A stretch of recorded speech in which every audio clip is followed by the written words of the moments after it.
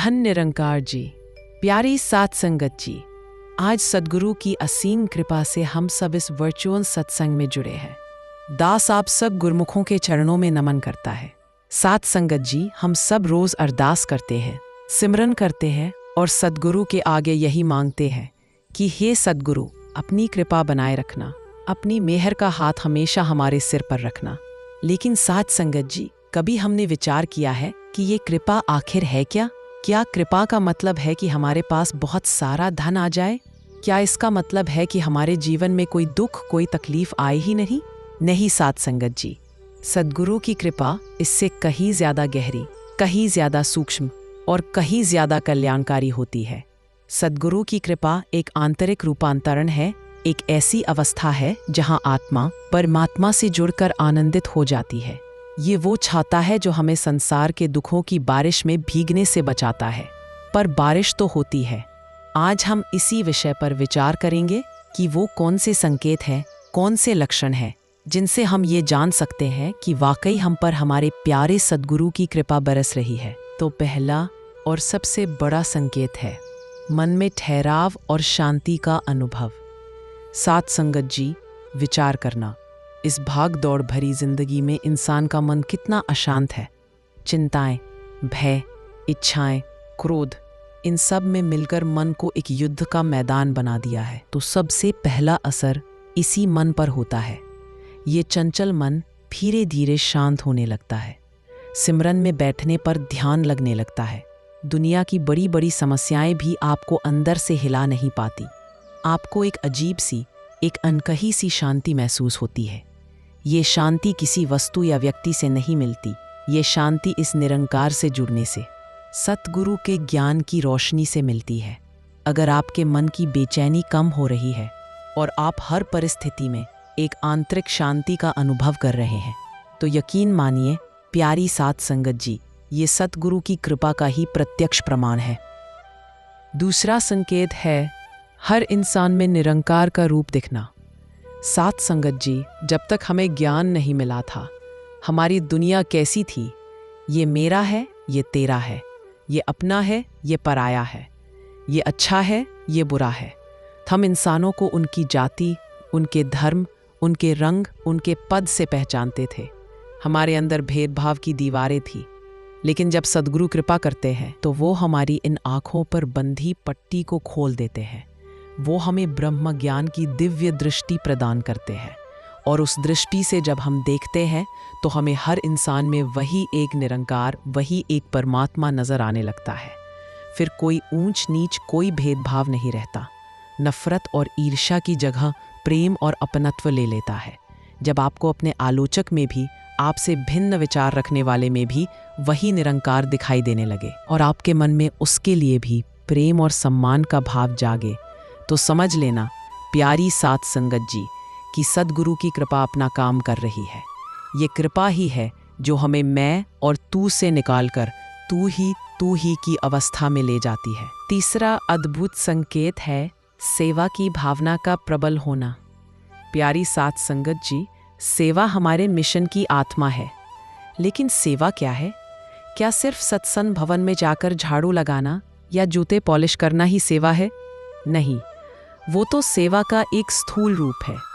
असली सेवा तो एक भाव है, एक तड़प है।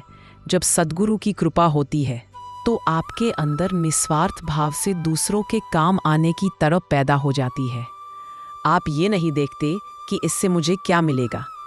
आपके मन में ये भाव आता है कि हे निरंकार, तू मुझसे किसकी सेवा करवाना चाहता है। सेवा करने का अहंकार समाप्त हो जाता है। मैंने किया ये भाव मिट जाता है और सद्गुरु ने करवाया, ये भाव स्थापित हो जाता है। आपको दूसरों के दुख में अपना दुख नजर आता है और उनकी खुशी में अपनी खुशी। चाहे वो तन से सेवा हो, मन से सेवा हो या धन से सेवा हो, आपको उसमें एक अलौकिक आनंद मिलने लगता है।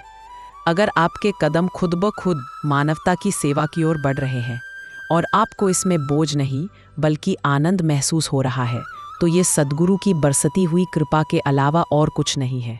तीसरा अद्भुत संकेत है सेवा की भावना का प्रबल होना। प्यारी सात संगत जी, सेवा हमारे मिशन की आत्मा है। लेकिन सेवा क्या है? क्या सिर्फ सत्संग भवन में जाकर झाड़ू लगाना या जूते पॉलिश करना ही सेवा है? नहीं, वो तो सेवा का एक स्थूल रूप है। असली सेवा तो एक भाव है, एक तड़प है। जब सद्गुरु की कृपा होती है तो आपके अंदर निस्वार्थ भाव से दूसरों के काम आने की तड़प पैदा हो जाती है। आप ये नहीं देखते कि इससे मुझे क्या मिलेगा। आपके मन में ये भाव आता है कि हे निरंकार, तू मुझसे किसकी सेवा करवाना चाहता है। सेवा करने का अहंकार समाप्त हो जाता है। मैंने किया ये भाव मिट जाता है और सद्गुरु ने करवाया ये भाव स्थापित हो जाता है। आपको दूसरों के दुख में अपना दुख नजर आता है और उनकी खुशी में अपनी खुशी। चाहे वो तन से सेवा हो, मन से सेवा हो या धन से सेवा हो, आपको उसमें एक अलौकिक आनंद मिलने लगता है। अगर आपके कदम खुद ब खुद मानवता की सेवा की ओर बढ़ रहे हैं और आपको इसमें बोझ नहीं बल्कि आनंद महसूस हो रहा है, तो ये सद्गुरु की बरसती हुई कृपा के अलावा और कुछ नहीं है। चौथा और बहुत महत्वपूर्ण संकेत है हर हाल में शुक्राने का भाव। साथ संगत जी, इंसान की फितरत है शिकायत करना। गर्मी ज़्यादा है, सर्दी ज़्यादा है, पैसे कम हैं, मुश्किलें बहुत है। हम हमेशा उस चीज़ पर ध्यान देते हैं जो हमारे पास नहीं है। लेकिन जब सद्गुरु की कृपा का अमृत हमें मिलता है तो हमारा नज़रिया बदल जाता है। हमारी दृष्टि शिकायत से हटकर शुक्राने पर टिक जाती है। फिर चाहे जीवन में सुख आए या दुख, मान मिले या अपमान, सेहत अच्छी हो या खराब, हर हाल में मुंह से यही निकलता है, धन निरंकार जी तेरा शुक्राना। तू जिस हाल में रखे वही हमारे लिए अच्छा है। इसे ही भाना मानना कहते हैं। कृपा का ये मतलब नहीं कि जीवन में चुनौतियां नहीं आएंगी।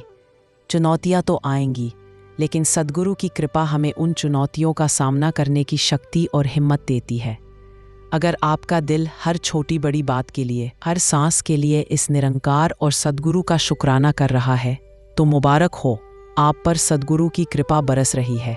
और पांचवा संकेत है निरंकार पर अटूट विश्वास। साथ संगत जी, विश्वास तो दुनिया में हर कोई करता है, लेकिन हमारा विश्वास अक्सर शर्तों पर आधारित होता है। अगर मेरा काम हो गया तो भगवान है, नहीं हुआ तो नहीं है। ये विश्वास नहीं, ये सौदा है। सद्गुरु की कृपा हमें विश्वास नहीं, अटूट विश्वास प्रदान करती है। एक ऐसा विश्वास जो किसी भी परिस्थिति में डगमगाए नहीं। जैसे एक छोटा बच्चा अपने पिता की उंगली पकड़कर भीड़ में भी निडर होकर चलता है, क्योंकि उसे पता है कि उसका पिता उसे गिरने नहीं देगा। ठीक वैसा ही विश्वास हमारा सद्गुरु और इस निरंकार पर हो जाता है। जीवन में जब मुश्किलों के तूफान आते हैं तो भी अंदर एक इत्मीनान रहता है कि मेरा सद्गुरु मेरे अंग संग है, वो मेरा बुरा नहीं होने देगा। ये अटूट विश्वास ही हमारी सबसे बड़ी ताकत है, हमारा सबसे बड़ा सहारा है। अगर आपका विश्वास इन प्रतिदिन मजबूत हो रहा है तो यह सद्गुरु की कृपा का ही पल है। और छठा, अंतिम लेकिन बहुत ही प्यारा संकेत है सत्संग के प्रति खिंचाव और आनंद। प्यारी साथ संगत जी, एक सांसारिक व्यक्ति को सत्संग में बिठा दो तो उसे नींद आने लगेगी, उसका मन भागेगा, उसे लगेगा कि मेरा समय बर्बाद हो रहा है। लेकिन जिस गुरमुख पर सद्गुरु की कृपा होती है, उसके लिए सत्संग एक प्यासे के लिए पानी की तरह हो जाता है। उसे सत्संग में आने के लिए किसी को कहना नहीं पड़ता, उसका मन खुद उसे खींच कर लाता है। उसे संतों के वचन सुनने में, गुरबाणी के कीर्तन में और साथ संगत के दर्शन करने में एक अद्भुत आनंद मिलता है। सत्संग उसके लिए एक चार्जिंग स्टेशन बन जाता है, जहां आकर उसकी आध्यात्मिक बैटरी फुल चार्ज हो जाती है। अगर आपको सत्संग की भूख लगने लगी है, अगर सत्संग के बिना आपको अधूरापन महसूस होता है, तो प्यारी साथ संगत जी, ये स्पष्ट संकेत है कि सद्गुरु की कृपा आपको अपनी ओर खींच रही है। तो ये वो 6 मुख्य संकेत हैं: मन की शांति, सब में निरंकार का दीदार, सेवा का भाव, हर हाल में शुक्राना, अटूट विश्वास और सत्संग में आनंद। साथ संगत जी, हमें खुद का आकलन करना है। ये संकेत किसी को दिखाने के लिए नहीं है, ये हमारे अपने आध्यात्मिक सफ़र को मापने के पैमाने हैं। अगर इनमें से कुछ संकेत हमें अपने जीवन में दिख रहे हैं, तो सतगुरु का शुक्राना करें, और अगर कोई कमी है तो अरदास करें कि हे सतगुरु, हमें भी इस कृपा का पात्र बनाओ। सतगुरु की कृपा तो एक बहती हुई नदी की तरह है। वो किसी से भेदभाव नहीं करती। ज़रूरत है तो बस हमारा पात्र सीधा रखने की, अपने मन के बर्तन को अहंकार, नफरत और विकारों से खाली करने की। और ये तभी संभव है जब हम सतगुरु के वचनों को केवल सुने ही नहीं बल्कि अपने जीवन में कमाएं। दास आखिर में यही अरदास करता है कि हमारे प्यारे सतगुरु हम सब पर अपनी कृपा, अपनी रहमतों की बारिश करते रहें और हम सब उनके बताए हुए मार्ग पर चलते हुए अपने जीवन को सफल बना पाए। प्यारी सात संगत जी, धन निरंकार जी।